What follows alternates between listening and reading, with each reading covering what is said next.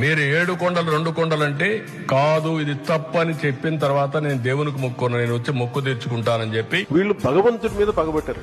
7 కొండల స్వామి మీద పగ ఉంది. ఈ రోజు పగ కాదు, ఏం పగో నాకు అర్థం కాదు.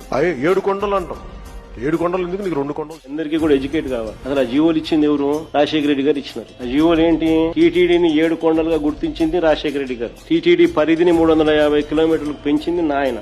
అన్య మత ప్రార్థనలు టీటీడీలోనూ మిగిలిన ఒక 19 గుడుల దగ్గర జరగకుండా కట్టడి చేస్తూ జీవోలు ఇచ్చింది కూడా నాయనే, వైఎస్ఆర్ఏ. చంద్రబాబు నాయుడు గారు అప్పట్లో బీజేపీతో లేడు, ముస్లిం ఓట్స్ తో పనిపడింది, క్రిస్టియన్ ఓట్స్ తో పనిపడింది. అప్పుడు ఇదే చంద్రబాబు నాయుడు గారు ఏమన్నా 2009లో 746 జీవో 747 జీవో వైఎస్ఆర్ గారు ఇచ్చినారు, మేము వచ్చినా క్యాన్సిల్ చేస్తామన్నాడు. ఇది హిస్టరీ. ఆ వీడియో రికార్డ్ ప్లే చేయి మా చంద్రబాబు నాయుడు అన్న మాటలు. నేనున్నప్పుడు ఎప్పుడు కూడా 746 గాని 47 జీపోలు అవసరం రాలేదు. ఈ ప్రభుత్వం వచ్చిన తర్వాత